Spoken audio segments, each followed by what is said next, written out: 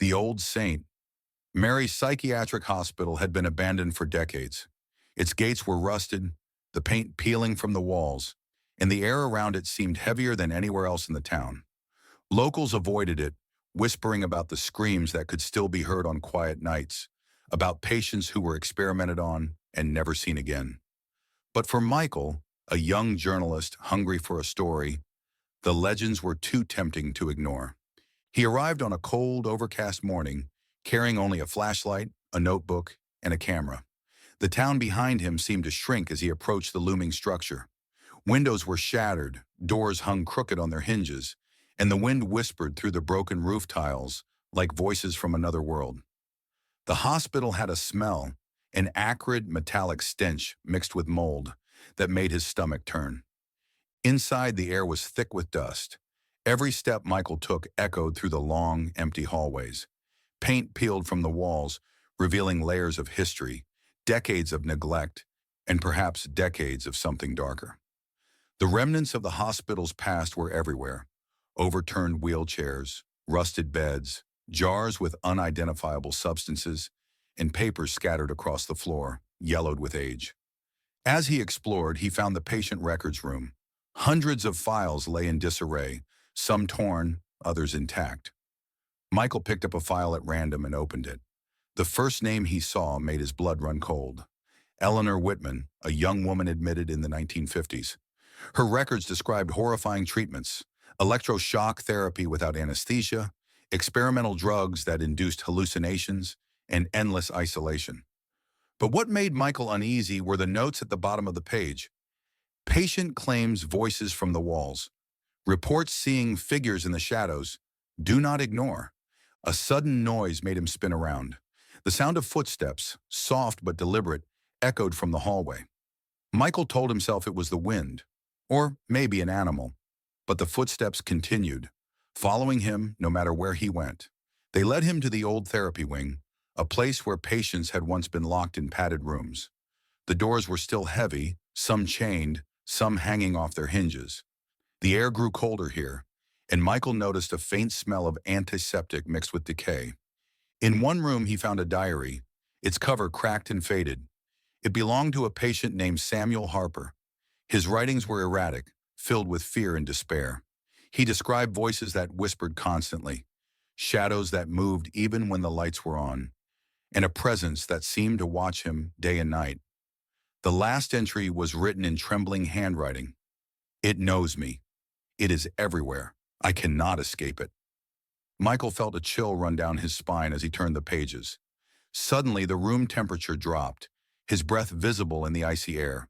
The walls seemed to pulse, and faint whispers began to fill his ears, indistinct at first, then clearer. Get out. Get out. Stay with us. He tried to shake it off, but the whispers grew louder, overlapping with cries and moans from the corridors. He ran down the hallway, flashlight shaking in his hands. Shadows danced along the walls, twisting into grotesque forms.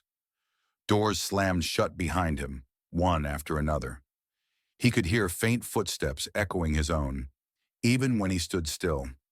The hospital seemed alive, as if it remembered every patient, every scream, every experiment.